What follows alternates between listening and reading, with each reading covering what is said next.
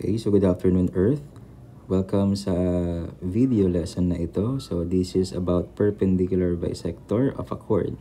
This is just a supplementary lesson or pwede nyo siyang gawing reviewer for your 4th QA. So specifically for the test 2, I think. Okay, so this is about perpendicular bisector.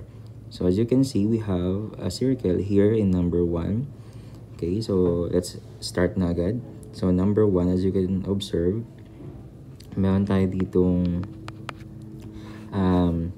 diameter. As you can see, meron tayong diameter. Okay, meron tayong chord. Ito.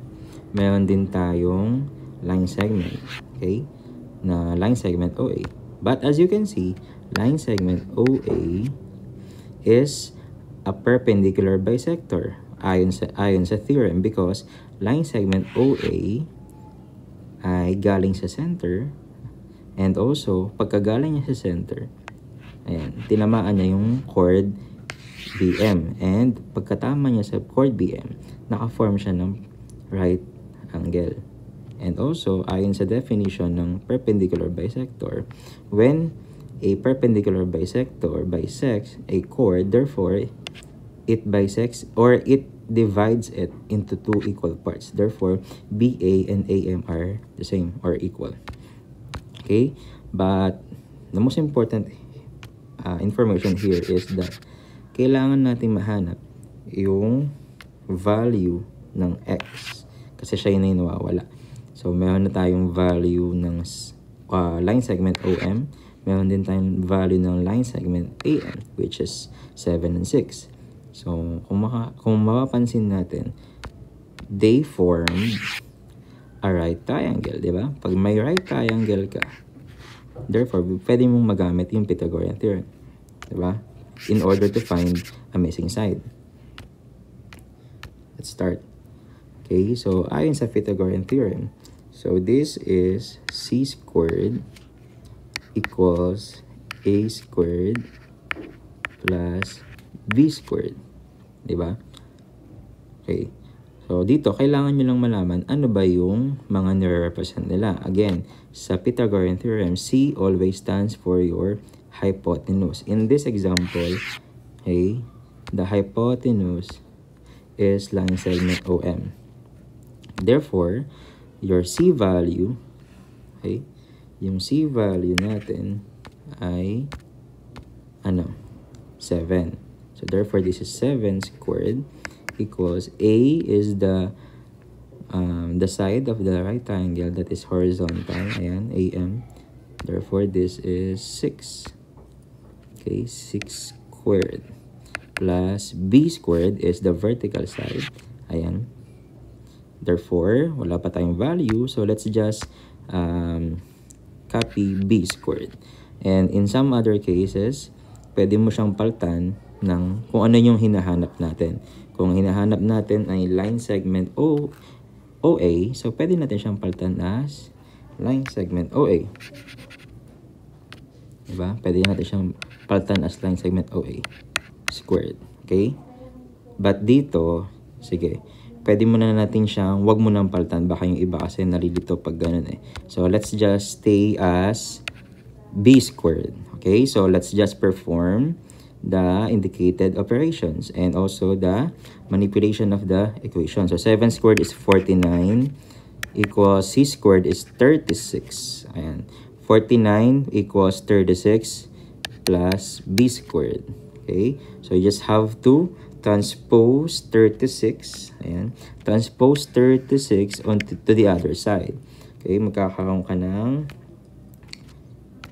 49 minus 36 equals B squared. Okay?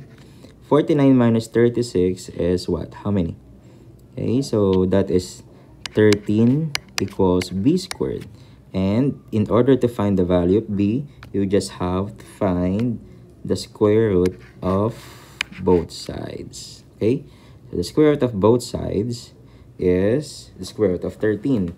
And syempre, pwede na natin siyang i-apply yung reflexive property, yung ilagay na natin sa kaliwa yung B. So, the square root of 13 is, ayan, lagyan natin sa Calgary. By the way, sa paglagay, pag may decimal, kindly round off your answer to the nearest hundreds, or in other words, 2 decimal places. So, pwede siya. Kasi nakuha ko dito, 3.605. Okay, so gagawin ko na lang siyang 3.61. Okay, so that is my value of B, which is OA.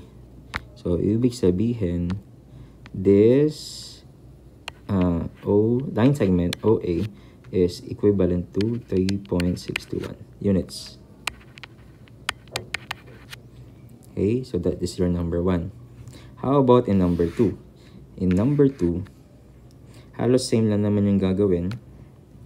Okay, kailangan nyo lang isipin ay ano ba yung kailangan hanapin. So, dito, sabi dito, find OA, or find the line segment OA. Find the measure of line segment OA. So, nasaan ba yung line segment OA? Ang line segment OA, excuse me, line segment OA is nandito. Yan.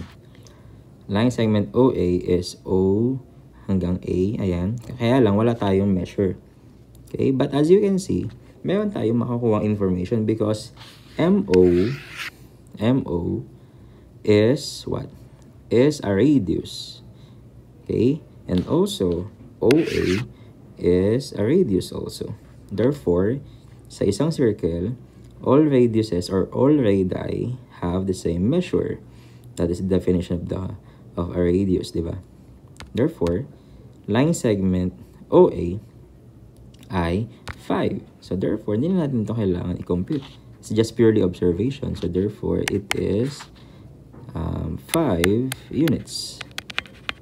But, what if ang tinatanong sa atin ay line segment? Find the measure of line segment OV. What if ganyan? Okay? So, ganito lang din. So, as you can see, mayroon na tayo kasi ditong information. This is 5 units. OA is 5 units. VA is 3 units. Eh di, ang nawawala na lang ay ito. Diba? Parang ganun lang din siya. Katulad ng number 1. Okay? So, another Pythagorean theorem. So, Pythagorean theorem, ito lang naman yan. C squared equals A squared plus B squared. Okay?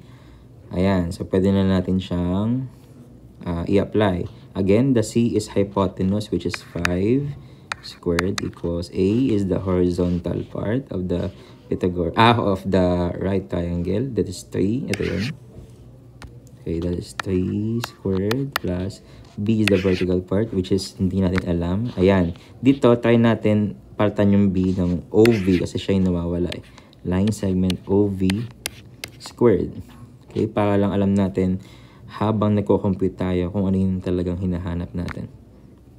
Okay? Ayan. Kaya, palitan ko lang muna. Ayan.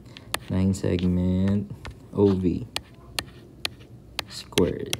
Okay? Equals 5 squared is 25. 3 squared is 9. Okay, plus the squared of, or line segment OV squared. Ayan. So, 25, yung 9, tatranspose lang sa kabila. Kakaroon kayo ng 25 minus 9 equals, ayan, line segment OV squared. Okay. So, lumipat lang sa kabila itong 9. Naiwan lang yung line segment OV. Ayan. And then, we have 25 minus 9 is 16 equals OV squared. So, ganun lang din. We just have to get the square root of both sides. Cancel, cancel. Therefore, you have line segment OV equals, the square root of 16 is positive and negative 4, but we will just get the positive answer because we are talking about distance. Okay, this is positive 4. Okay, so the line segment OV is 4 units. So, dito, pwede nyo na siyang ilagay. We have 4 units. Diba?